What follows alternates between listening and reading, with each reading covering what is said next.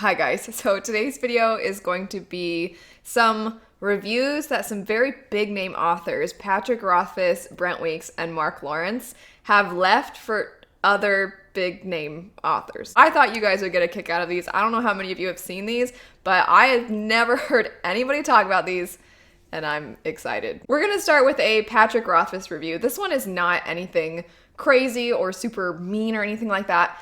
I just find it amusing for a few reasons. Patrick Rothfuss is the author of the very, very well-known Name of the Wind, and he is reviewing the Dresden Files by Jim Butcher, which is an urban fantasy story that follows a wizard detective set in our world. So this is his review. It says, "I never got around to reading these books until The Name of the Wind was published. And when I first did, I was a little pissed. First-person point of view, magic based on thermodynamics, gritty, realistic world, arrogant wizard who doesn't know when to keep his mouth shut. It struck rather close to home. Some people say that the first few books of this series were kind of rough, but I didn't notice anything particularly untoward about them. In fact, I burned through the whole series, 11 books at the time, in about 2 weeks. As a side note, James Marsters reads the audiobooks, and while his first one was a little rough, all the rest are very enjoyable." Okay, this is kind of a common thing I found when I was looking at authors reviewing other authors' works, is they pretty much have to compare, not all of them, but a lot of them end up comparing the book they're reviewing to their own book, and sometimes it's like a cheeky, this book is similar to mine. They do those kinds of things a lot, which, whatever, it's just in this particular instance, I would never compare Name of the Wind to Dresden Files. Anyway, so he does that whole thing. He compares the book to his own book, but then he doesn't really review the book beyond that. He's just like, some people don't like it. I mean, I liked it well enough. I read it really fast. This next one, I'm only gonna read a chunk of their review, and it would be Marc Lowrance talking about Bloodsong. Bloodsong is written by Anthony Ryan. I often compare it to Name of the Wind in how it's presented, its premise, because similarly, it has a person who is kind of giving their life story, but the character is very, very different. It's just the initial setup is very similar. But Marc Lowrance, the initial first part of his review, says, "I won't lie, some small but undeniable part of me came to this book hoping to find fault. It would take a better man than me to watch Anthony Ryan's barnstorming success without a twinge of envy. Sadly, I have to report that this is a very good book and deserves the 5 stars I've given it." The reason I wanted to point out this particular snippet is because this is something else I saw a lot of, beyond just, like I was saying with Name of the Wind, with Patrick Rothfuss comparing his own work to the book he was reviewing. I saw that a lot. I also see this a lot, where the author is talking about how they begrudgingly gave one of their peers a good review because they deserved it. So it sets up this other one that I'm gonna show you. We'll come back to Marc Lowrance in a bit because he's reviewed a lot of books actually, but I wanted to get to a review that Brent Weeks left for another very well-known author, Joe Abercrombie. The specific book he's reviewing is Half a King. A little bit of context for those that are very unfamiliar. Joe Abercrombie is primarily known for his adult fantasy grimdark books. The particular book that Brent Weeks is reviewing is young adult. So he starts off by giving this big list of comparisons between him and Joe Abercrombie, their rate of success, the amount of time it took them to become successful, when they started to become popular, talks about how Joe Abercrombie is his nemesis, and then he gets into the actual review, I guess you could call it. It says, "When I opened the package containing Joe's book, not addressed to me, I rubbed my hands together, I cackled, I stroked my beard, I got to work. The trick, of course, is to write something that sounds positive, but may not be. You also have to avoid fragments that can be pulled that undermine your snarkish intent. I love John's frequent use of correct punctuation in his work, could be undermined. A canny publicist will pull real praise out of a reckless phrase, like so. I love John's work. Or, stretching morality even, I love this work. If you write something the publisher doesn't use at all, you've failed. That is, unless you can get it to stick on Goodreads or Amazon. And if you write something amazing but not specific to the target, people will just attribute it to Mark Twain. Any brilliant double-edged quote from an American author will be attributed to Mark Twain. Mark Twain. As you can see, a daunting task indeed. So, a quote for Joe Abercrombie, cracks knuckles. He then goes into a series of different ways he can approach how to give this blurb while being snarky and praiseworthy at the same time. He starts off by saying, let's just get this out of the way, the low-hanging fruit. Though slender, I wouldn't call it half a novel. Half a King isn't half bad. Is Half a King Abercrombie's best yet? You'll have to see for yourself. The next possibility, he states, is hitting where it hurts, the wallet. There's only one way to show how much I enjoyed this book. I scanned it and I'm distributing it to the whole internet for free. Here's a good one for readers who like to believe they don't look down on the YA genre.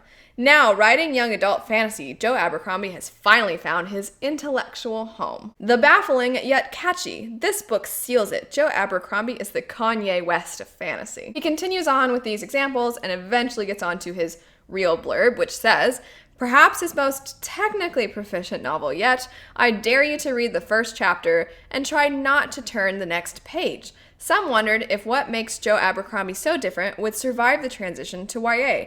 Abercrombie fans, have no fear.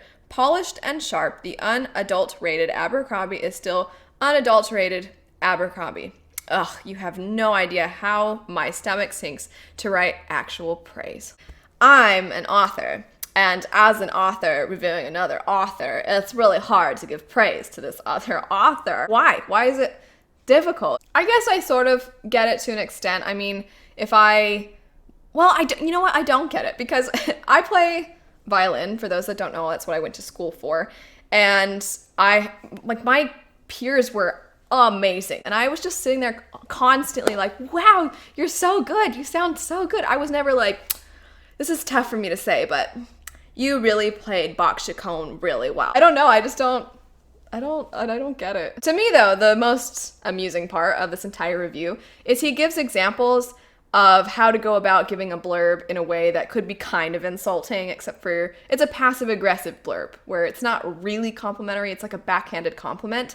He goes through all the different ways to do that. And then his actual blurb isn't particularly praiseworthy. I mean, he starts by saying it's perhaps his most technically proficient. I'm like, I don't know too many books that I write like, this is technically proficient and think that that is high praise. If this is just an inside joke between him and Joe Abercrombie that we get to see a little glimpse of, that's nice. That's kind of fun.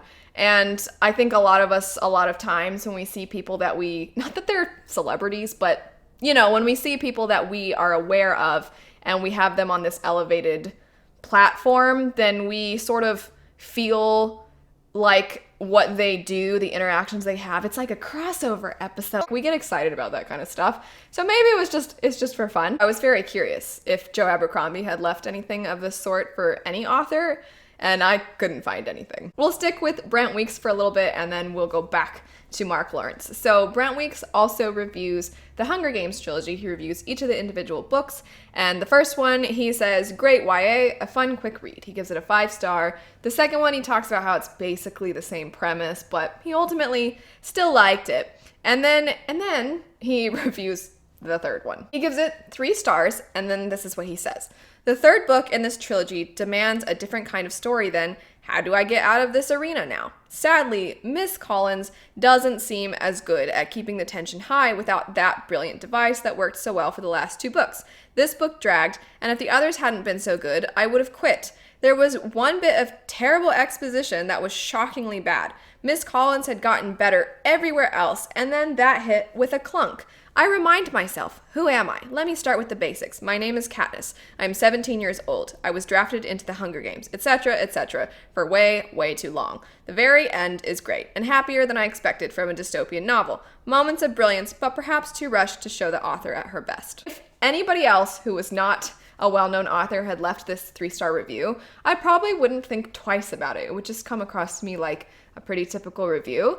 But maybe I'm just a sheltered little soul because I didn't realize that some authors would say things like terrible and shockingly bad about certain elements of another successful author's works. At the end of the day, for me, it's not just some random person though. This is an individual who has a following and has a lot of people that are really big fans. And it's just, I don't know. I find it very surprising. I just really would not have expected a well-known author to speak this way about another well-known author's work. This honestly could go into an entire whole new discussion and different video, but there's a lot of people that are like, it's freedom of speech, it's his thoughts, he should be able to say what he wants, it shouldn't matter if he has a following, it shouldn't matter if they work in the same field, he should be allowed to express his opinions and state them without having this sort of thing, this barrier that forces him to either be quiet or only speak praise. But I don't know. It's not that I think he should lie if he didn't like the book. That's fine. But, and I'm going to say for a second, because it might be sort of like a weird little unstated thing that I'm just going to state. I wrote a book. I am nowhere close to the success of any of these people, and I'm not trying to put myself in their level because I'm not on their level. But I, from the beginning, before my book was ever out, knew that when I was going to talk about books, because I love books and I love talking about books, that I was not going to rate books, because there's just this weird thing that I find we do where already when somebody is reviewing books on a consistent basis, if they like one book and then don't like another book, and you see that they gave a book that you didn't particularly care for a higher rating than a book that you loved, you kind of can't help but be like, wait a sec, you think that book is better than that book? Seriously? I'm judging your taste. So we already do that toward people who review books. When an author says things like terrible and shockingly bad about certain things about it in another author's works, I feel like it's very difficult to not then be like, you're saying that? How about in this moment of your book? I mean, it's almost impossible not to draw those comparisons when the person is putting a stamp of like, this is 3 stars on another author's work. Anyway, we're gonna move on now. I would love to know your thoughts on the Brent Weeks thing. I personally don't think that I like authors giving other authors star ratings on books, because you can leave a review without giving a star rating. It just makes it, for me, impossible to not then be like, but your book though, and then want to compare, which that's on me, obviously. It's not on the author, but I'd be very curious to hear your thoughts on it. But like I said, moving on, switching now to Marc Lowrance. So Marc Lowrance had a couple that I want to go through. One would be for Mistborn, the first Mistborn book. He did give it 5 stars. Let's go through his review. He says, "This was an odd one for me. I've seen an enormous number of opinions about Sanderson's books on the fantasy forums I hang out on, the great majority favorable. I was interested to see what it was that had sold so very many books and got such an incredibly high average score on Goodreads. The opening was strong and engaging. Then I started to falter. For most of the book, I didn't think that I would be giving it 5 stars. I started to worry that I might have a legion of Sander fans on my case. I think I am too much of a scientist for the magic system not to jar me. I liked the complexity and the effects, and the ways it was used were cunning, clever, and ingenious. But the ingredients and the execution fill me with unanswered questions. And for much of the middle section, I was struggling through all the balls and house politics, having a hard time caring. And the plans felt flimsy and dubious. But the last 150 pages were a huge payoff, and I really liked all the twists and turns. Also, the action scenes were great, and the tension was kept high, nobody felt safe, the reveals kept coming. It was all really well done, and I had a blast with it. I've heard it said that Sanderson's biggest strength is plotting, and yes, the plot unwound splendidly. The reading experience and writing put me in mind of Brent Weeks more than any other writer I know. A really fun read." So, pretty tame. It wasn't like he tore Sanderson apart. It's also not that he really praised him to the point of butt kissing or anything like that. It was a pretty standard middle-of-the-line review, especially for one that is 5 stars. He talks about pros and cons, but ultimately felt like, yeah, it was a good time. So I would say it's a pretty normal review. There is one little thing that I find kind of amusing, which I have to go to Marc Lowrance's bio, though, to talk about why I think this is so funny. So in his bio, he talks about the whole he's a scientist thing. He says at one point he was qualified to say, "This isn't rocket science." Oh wait, it actually is. Apparently a lot of the work he's done has allowed him secret level clearance with both US and UK governments, and he's worked with primarily artificial intelligence. Going back to he's too much of a scientist perhaps to really like Sanderson's magic system, Sanderson's magic system at the end of the day is still magic. I mean, there's nothing about it that we can actually do. People ingest metals, and then suddenly some people have the ability to affect emotions, or some people have the ability to like push on metals or pull on metals and pull a magneto. So it's not really science. I mean, it's scientific in how a lot of people describe it compared to other magic systems, because other magic is like, this is what I feel, these are the things I can make happen through this spell. It's more up in the air with the possibilities, and this one's a little more concrete, if you will. But at the end of the day, I'm like, it's still magic. Like, we can't do it. Anyway, though, I had to save this last one for last because it's about Harry Potter, and it's from Marc Lowrance again. It's Marc Lawrance's review of the first Harry Potter book. And I have to admit, I haven't read Harry Potter since I was a kid. I liked it when I was a kid, but I never have gotten super into it. But I know a lot of other people have, and I am sort of giddy with anticipation because this review. All right, let's get into it. Publishers have my sympathy. If I tried to put myself in the place of an editor picking this manuscript from the pile, I can say with some certainty that I would not have recognized it as a ticket to a multi-billion-dollar prize. I would have thought to myself that it was a good fun read, revisiting the magic school trope and doing a fine job for children in the 8 to 12 range. If I hadn't had anything better land on my desk, I might have published it. But then again, like quite a number of publishers, I might have passed in favor of a book I liked better. I read this maybe 15 years back, so I could share in what was exciting my 3 kids at the time. And I've read it twice to my daughter, Celine. I'm not sure if that's how you say her name, so I'm sorry if I say her name wrong. We read the first 5 some years back, and now she's 12. We're going to read the whole lot. She's very disabled and can't read for herself. She can't hold the book or see the page for starters. Having just finished, I've checked the shelves to discover we have 2 copies of book 1 and 2 copies of book 3, but none of book 2, so JKR will be getting some more of my money shortly. To the review. I liked the book. I have no idea why it sold a gazillion copies more than any other children's book, or why so many adults are so taken with it. JKR writes solid enough prose, though her addiction to adverbs in dialogue tags irks me to no end, he said testily. She writes a fun and inventive story, though the internal inconsistencies would have distressed me even as a child. Why do the finest wizards in the land leave a great treasure guarded only by a series of puzzles rather than actual defenses? If in the final scenes the puzzle poem hadn't been left to give the solution to the potion test, or the key hadn't been left in the same room as the door that wouldn't yield to magic, would that not have been a better way to defend the treasure? Yes, it was more fun this way, but kids aren't stupid. But yes, funny and inventive magic, school dynamics of making friends and enemies, the hijinks, the evil baddie, the chosen one, it's all good. Celine certainly enjoyed it. She's on Team Hermione. The only other thing that really bothered me was the repeated insinuation, present even in the term itself, that muggles are somehow lesser, that the random gift of magical ability somehow makes you better. I remember that later on, and hinted at in this book, the idea of mudbloods, wizards born of muggles, is offered up as a proxy for racism, and we're invited to condemn Draco Malfoy for his views, rightly so. But all the time I read this, I'm feeling the hypocrisy embodied in the whole idea of muggles, which, albeit voiced with open malice, is really the same thing. I will report back on book 2 when we're done. So, I understand, going back to the very first part of his review, where he's talking about how he doesn't have any idea how this became such a success. I get that because I don't know either, and I don't think most of us know. There's just some things that end up being really popular and become things that so many people want to consume, and the reason why, if we knew, we could replicate it. I get all of that. But the way that he says it, I mean, he's so vibey. I don't know, to me saying, if I hadn't had anything better land on my desk, I might have published it. It's so aggressive. I'm definitely very curious a lot of you. I would love to know your thoughts on all of this.